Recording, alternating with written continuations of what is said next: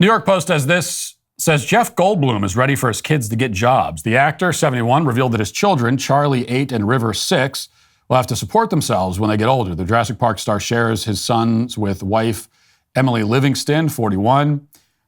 He told iHeart podcast Table for Two with Bruce Bozzi, quote, "Hey, you've got to row your own boat. It's an important thing to teach kids. I'm not going to do it for you, and you're not going to want me to do it for you. You've got to figure out how to find out what's wanted and needed and where that intersects with your love and passion of what you can do. And even if it doesn't, you might have to do it anyway." So he's saying he's not going to leave his money to his kids. Goldblum isn't alone with not wanting to leave his fortune to his kids. Over the years, Guy Fieri, Marie Osmond, and Mick Jagger have publicly said that their money will stay with them. Rolling Stone musician told the Wall Street Journal in September, "The children don't need $500 million to live well. Come on. You maybe do some good in the world," with his money instead, I think is what he's saying. 1 month later, Osmond exclusively told the Post that leaving her children with her inheritance would be harmful. Okay, so, you hear this kind of thing a lot these days, usually from rich boomers who like to say this, and they like to announce this to the world that they're not leaving anything for their kids. And I have to say that I find it pretty mystifying.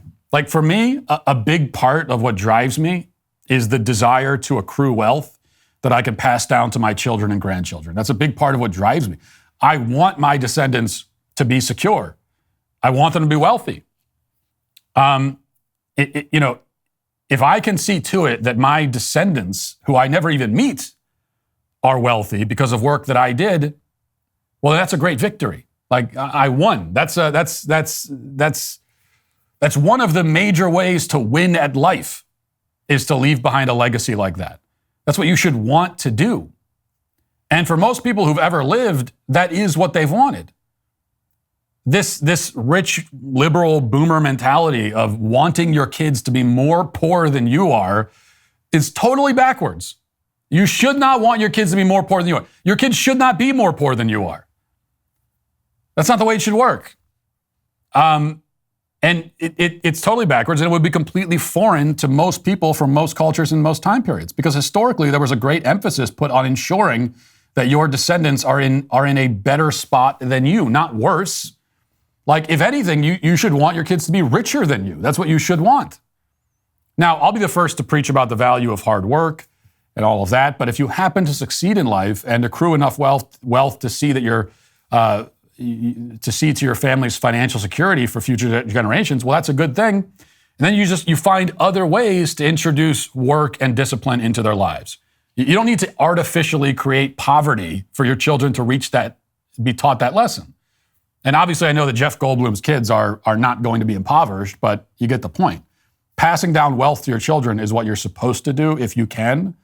Dying and giving your money to some nonsense charity where 5 cents to every dollar is going to go to someone else's kids and the rest of it's going to go to the salaries of the executives at the nonprofit. I mean, that is ridiculous. Ridiculous. It's a waste. And here's the other thing. This is my main problem with it. If you want to teach your children the value of living a modest life and living a humble life and a simple life, that's great. So why don't you do that while they're still alive, while you're still alive? Why don't you do that by living that way yourself? Why don't you do that? You're living with your kids, hopefully. You raise them. So live that way with them while still having your financial security. Live in a simple, non-materialistic, humble way, and they can experience it that way. And they also see you. They get the example of you as someone who, even though you were wealthy and you had means, you still chose to live in a simple and humble way. And that is a great lesson. So then you've taught the lesson. Now they could still go on to be rich snobs, and they could still become entitled, elitist, whatever you're worried about them becoming. That could still happen. But then you've done your job, But that's not what these rich boomers do. What they do is they live materialistically. They live in a self-centered way. They live luxurious lives. And then they kind of schedule it so that the lesson in modesty and simplicity starts when they're dead. So they're going to use all the money that they want, and they're going to blow through it as much as they want for themselves. But then once they're dead and it doesn't matter to them anymore, well, then, yes, that Junior is when the lesson in modesty will start. Right when the moment I'm no longer here. And so as long as I don't have to take part in the sacrifice, then yes, I think it's a great idea. That's basically the message. And I think it's, again, completely backwards.